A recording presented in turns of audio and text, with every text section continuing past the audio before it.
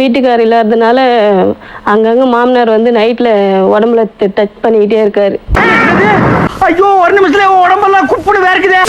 மாமியார் சொல்றாங்க, பொண்ணு குளிக்கிறதெல்லாம் அவங்க பாப்பாரு, இதெல்லாம் நீ பெருசா எடுத்துக்காத, அவர் குடிச்சிட்டாருன்னா ஒரு மாதிரியான ஆளு. ஒரு 4 பேர்த்த மூத்திரத்தை வாங்கி மடக்கு குடிக்க வேண்டியதானே? ஏன்டா இந்த வேலை பாக்குறீங்க? அவங்க வைஃப் சொல்றாங்க, என் பொண்ணியா அவன் குளிக்கிட்ட பாப்பான் அப்படின்றாங்க. கர்ம கர்மா ஊராடாது. நான் குளிச்சுட்டு ட்ரெஸ் மாத்துறது எல்லாமே அவங்க செல்லுல புடிச்சு வச்சிருப்பாங்க. என்னடி சொல்ற? நீ என்ன சொல்ற? இதாமல டிஸ்க்ளைமரு, இது ஒருக்கா படிச்சிரு. கல்யாணம் பண்ணலேருந்து ஒரே கொடுமையாக தான் மேடம் இருக்குங்க. வீட்டுக்காரர் இறந்ததுலேருந்து கொடுமை தான் பண்ணிட்டு இருக்காங்க. வீட்டுக்காரர் இறந்துட்டாங்க. ஐயோ எப்படி? அவரு நாய் கட்சி இறந்துட்டாங்க மேடம். இப்போ 17 வருஷம் ஆகுது மேடம் இறந்து. நீங்க யாரோட இருக்கீங்க இப்போ? இப்போ நான் மாமியார் வீட்லயே இருக்கேன், ஆனால் தனியாக இருக்கேன் மேடம். அப்படியா? படிக்கல மேடம், படிக்காம இருந்துட்டேன். வீட்டு எதிரதான் ஸ்கூலு, ஆனா ஸ்கூல் போகணுன்றது தோணலை எனக்கு. இதெல்லாம் ஒரு பெருமையா பாஸ்? எனக்கு பெருமைடா எருமை. ஆனா இப்பதான் தோணுது, எனக்கு படிச்சிருந்தா நல்லா இருந்திருக்குமே, படிக்காதனால தான் இப்படிலாம் நம்மளை ஏமாத்த ஆரம்பிச்சிட்டாங்க அப்படின்ட்டு. இதுக்குதான் படிக்கடான்னு அடிச்சுக்கிட்டேன். கல்யாணம் பண்ணிட்டு வந்ததுலேருந்து 1 வருஷம் தான் மாமியார் மாமனார் எல்லாருக்கும் ஒன்னா இருந்தோம். அதுக்கப்புறம் மாமனாரால பெரிய தொல்லையா இருந்தது. தொல்லையா இருந்ததுனால வீட்டுக்காரர் என்ன பண்றாரு, தனியா வச்சிடலாம், கொடுத்தணும், நம்ம தனியா போய்க்கலாம், தனியா ஒரு ரூம் போட்டு போயிட்டோம் நாங்க தனியா. நல்ல மனசுமா, அப்படித்தான் இருக்கணும். ஏன் இங்க வந்திருக்கீங்க? இது மாதிரி மாமனார் ரொம்ப வீட்டுக்காரர் இல்லாததுனால அங்கங்க மாமனார் வந்து நைட்ல உடம்புல டச் பண்ணிக்கிட்டே இருக்காரு. ஐயோ ஒரு நிமிஷத்துல உடம்பெல்லாம் குப்புன்னு வேர்க்குதே. அந்த கொடுமை தாங்க முடியாம தான் நானும் இப்படி 10 வருஷமா பொறுத்து பார்த்தேன். வெளியில சொன்னா அசிங்கம் அப்படின்ட்டு. இவ்வளவு கேவலமான விஷயத்தை எவனாவது வெளியே சொல்லுவானாயா? மச்சனுக்கு தெரியும், மாமியாருக்கு தெரியும், எல்லாருக்கும் தெரிஞ்சியும் சரி அதெல்லாம் கண்டுக்காம விட்டுடு, அசிங்கம் சொல்லி இப்படியே என்னை மூடி மறைச்சிட்டு வந்தாங்க. இதுதான் தவறான விஷயம். என்னால இதுக்கு மேல கொடுமை தாங்க முடியாம தான் மேம் இங்க வந்தனே நான். இப்ப ஏன் இப்படி ஒரு முடிவு எடுத்தீங்க இங்க வந்து சொல்லணும்னு? சொல்றேம்மா. இப்ப வந்து இங்க முடிவு எடுத்ததுன்னா ரொம்ப டார்ச்சர் பண்றாங்க. நைட் ஆனா மேல வந்து கையை வச்சு டச் பண்ணுறது. நீங்க தனியா தானே இருக்கீங்க? எப்படி? தனியா தான் எனக்கு வீடு கட்டி இருக்காங்க, அவங்க தனியா தான் இருக்காங்க. அப்படி இருந்தும் அவர் என்கிட்ட தான் தொல்லை பண்ண வருவார். நாட்டுல என்ன சார் நடக்குது? அது எப்படி உங்க வீட்டுக்குள்ள வராரு அவர் நைட்டு? அவர் குடிச்சிட்டா வீட்டுக்கு வர வேலை தான். அப்படி கேட்டாக நான் அப்படிதான் பண்ணுவேன். விருப்பம் இருந்தா இரு, இல்லைன்னா வீட்டை விட்டு காலி பண்ணின்னு ஓடிடு. உரைப்பதற்குள் ஓடிவிடு. வீட்டுக்காரர் இருக்கிற வரல இந்த தொல்லை இல்லை. எப்ப இறந்தாரு உங்க வீட்டுக்காரர்? இறந்து 12 வருஷம் ஆகுது. அப்படியா? இதே கொடுமை தான். எப்போ வீட்டுக்காரர் இருக்கும்போது ஓட்டையா இருக்க இல்லையா பாத்ரூம், அது வழியா பாக்குறது, நம்ம குளிக்க போகும்போது தூங்குற மாதிரி நடிக்கிறது, நம்ம பாத்ரூம் போயிட்டு உடனே அந்த ஜன்னல் வழியா பாக்குறது. உங்களுக்கு எப்போ முதல்ல சந்தேகம் வந்தது? வீட்டுக்காரர் இறந்ததுக்கு அப்புறம் தான் மேல டச் பண்ணும் போதுதான் இப்படிலாம் தெரிஞ்சது. ஓ அப்படியா விஷயம்? மாமியார் சொல்றாங்க, பொண்ணு குளிக்கிறதெல்லாம் அவங்க பாப்பாரு, இதெல்லாம் நீ பெருசா எடுத்துக்காத, அவர் குடிச்சிட்டாருன்னா ஒரு மாதிரியான ஆளு. ஒரு 4 பேர்த்த மூத்திரத்தை வாங்கி மடக்கு குடிக்க வேண்டியதானே? ஏன்டா இந்த வேலை பாக்குறீங்க? இதெல்லாம் நீ கண்டுக்கூடாது. இந்த மாதிரிதான் பசங்க நானும் 3 பேர் படுத்திருக்கும் போது அப்போ ஒரு வாட்டி வந்து மேல கை போட்டார். What bro? It's very wrong bro. அப்புறம் நான் அம்மாண்ட போய் ஓடி போய் கத்தியா இதுலயே போய் சொன்னேன். அதுக்கப்புறம் அவங்க பையன் வந்து அடிச்சாங்க, அவங்க ஒய்ஃப் வந்து அடிச்சாங்க.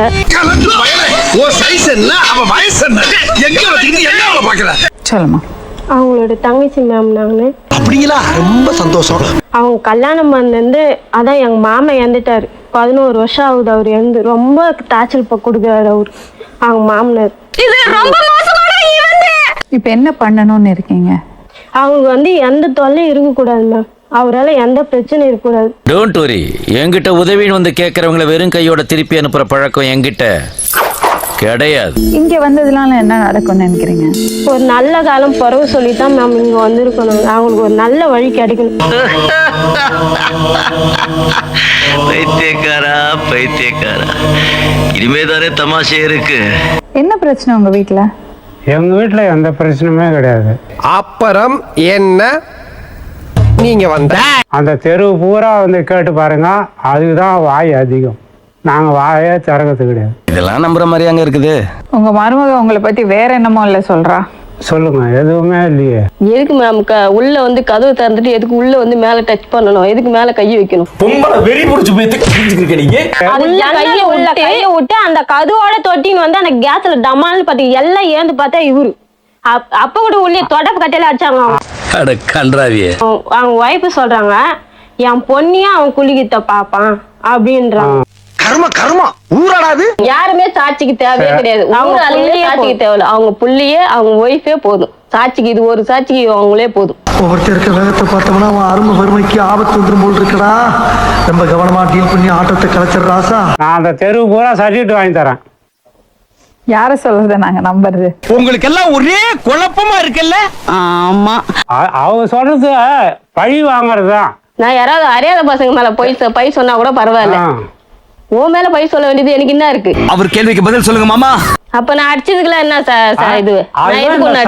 சவுண்ட் வச்சதுக்கு வந்து கேட்டதுக்கு தானே அடிச்சது. சவுண்ட் வச்சதுக்கு யாராச்சும் தொடப்பத்தாலே செருப்பாலே அடிப்பாங்களா? அவ்வளவு அடியும் வாங்கிட்டு நீங்க இப்படி உசுரோட நடமறீங்கன்னா அது எவ்வளவு பெரிய ஆச்சரியம். எதுக்குதான் என்ன இதுமே டார்ச்சல் பண்றாங்கன்னே தெரியல.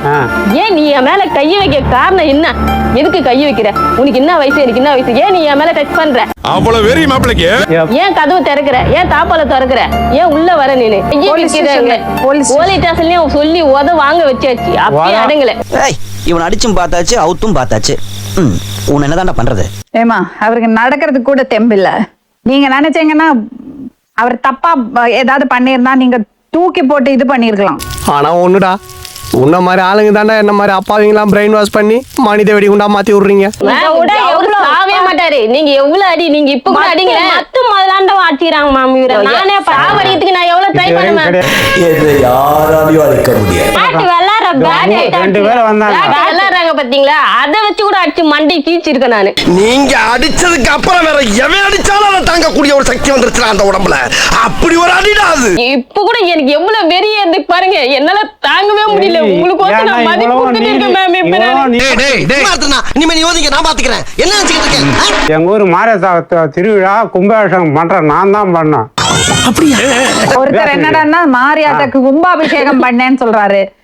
அந்த அம்மா சொல்றாங்க அவ்வளவு கேவலமா நடந்துக்கிறாரு. யாரு நம்புறது? அதுதான் எனக்கும் புரியல. உள்ளூர்ல பிறந்த இடத்தையும் சர்டிபிகேட் வாங்கி தரேன், இங்கேயும் வளர்ந்த இடத்தையும் சர்டிபிகேட் வாங்கி தரேன். எங்க சர்டிபிகேட் கொடுப்பாங்க? அந்த தெருவு நான் நல்லவனா கெட்டவனான்றது சர்டிபிகேட் வாங்கி தரேன். என்னடா முட்டாத்தமா பேசிக்கிட்டு இருக்க? முட்டா பயல. இவர் நல்லவர்னு சொல்லி கையெழுத்து போட்டு சர்டிபிகேட் வாங்கி தான் நீங்க நல்லவர் ஆகணுமா? ஏதோ பேசுறதுக்காக நான் பேசிட்டு இருக்காத. நேரத்துக்கு அடுத்தாத நல்ல விவரமா பேசு. நீ ஏன் என் மேல வந்து கை வச்சா சொல்லு? ஏன் வீட்டு உள்ள வந்த? கடைசியில இந்த மாதிரி எப்ப பண்ணாரு? கடைசியில இப்ப போன வாரம் கூட இங்க வந்துட்டு போனதுக்கு அப்புறம் மனுஷனாடா நீங்க எல்லாம். கதவை எதுக்கு அவரு திறந்தாரு? மேல வந்து அது கூட எங்க வந்து கை வச்சாருன்னு கேளுங்க. எங்க கை வச்சா அவரு கேளுங்க. என்ன நம்ம பேசுவே பேசுறா? ஏதாவது பேசுறா? எப்படி கதைன்னு சொல்லி கேளுங்க. எப்பத்தி கதை நீங்களே மேம் பாருங்க. எப்பத்தி கதையா? அப்ப உண்மைதானே நீ மேல கை வச்சது? அப்ப நீ குத்துமதி பார்த்தா கேட்டியா? நானாட்டா ஓடிட்டனா? இது நீங்க இது சொல்றதெல்லாம் உண்மைன்னா அது ஒரு நோய். ஒண்ணும் பண்ண முடியாது. நம்மளால இப்படி தொலை பண்ணிட்டே இருந்தாருன்னா மறுபடியும் அந்த மாதிரி தொலை பண்ணிட்டு இருந்தா இப்ப இது வரல வந்துருச்சுல, இன்னும் அவங்க புள்ளெல்லாம் வர மாட்டிக்குவாங்க. அப்புறம் ஏன் தைரியமா இங்க வந்தீங்க? சொன்னா தீத்துற போறியா? என்னால முடிஞ்சதை செய்யற சொல்லுங்க.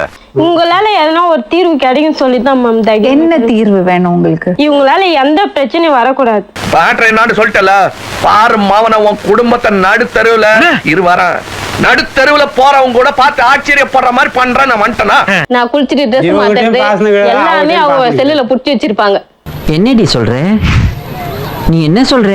அது எல்லாமே அவங்களுக்கு தெரியும். இது குளிச்சுட்டு ட்ரெஸ் மாத்திட்டு பிடிச்சி வைக்கணும். அந்த வழி தானே பாத்ரூம் போனோம். பாத்ரூம்ல இருந்து போன அவங்க செல்ல ஆன் பண்ணி வச்சிருவாங்க. இது மாதிரி எதுக்குடா இந்த மானங்கிட்ட பொழப்பு? சரி, உங்களுக்கு தெரியும்ல இதுக்கு ப்ரோக்ராம்னு? தெரியுது. இந்த பொண்ணு என்ன சொல்லுவான்னு உங்களுக்கு தெரியும்ல? தெரியும். தைரியமா வந்து உட்காந்து பேசுறீங்க. எங்க தலைக்கு எவ்வளவு தில்லு பத்தியா? நீங்க தப்பு பண்ணலையா? நான் பண்ணலன்றதுக்காக தான் தைரியமா பேசுறேன். இந்த பாருங்க ஸ்டேஷன் நம்பர். நீங்க எந்த தப்பும் பண்ணல? எதுவுமே பண்ணல. அப்ப இந்த பொண்ணு எல்லாமே போய் சொல்றா? எல்லாம் போய் தான். அங்க இருக்கிறது யாராலையும் எனக்கு தொல்லை கிடையாது. இவர் ஒரு ஆளால தான் தொல்லை எனக்கு. அடுத்த வாட்டி அப்படி ஏதாவது பிரச்சனை அக்கம் பக்கத்துல இருக்கிறவங்க எல்லாம் கூப்பிட மாட்டீங்களா? அவங்களும் அசிங்கமா பேசுவாரு. நீங்க வீட்டை காலி பண்ண போறீங்களா? நான் பின்ன இது மாதிரி தொல்லை வருதுனாக்கா நாங்க தான் கௌரவமா போனோம்னா நாங்க தான் காலி பண்ணுவோம். எல்லாம் காலி முடிஞ்சு போயிடுச்சு. இதுக்கு மேல கௌரவம் கேக்குதா அவருக்கு?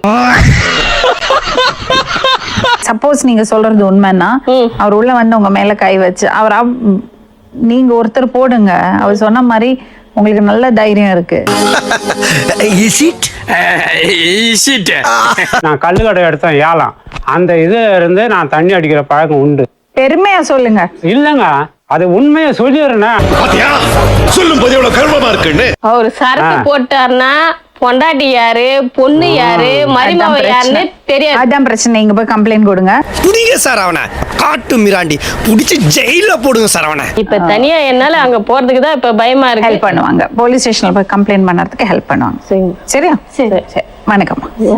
100 ஆண்டு காலம் வாழ்க, நோய் நொடி இல்லாமல் வளர்க. மீண்டும் இன்னொரு உண்மை சம்பவத்துடன் உங்களை சந்திக்கும் வரை நன்றி, வணக்கம். மட்டமாவே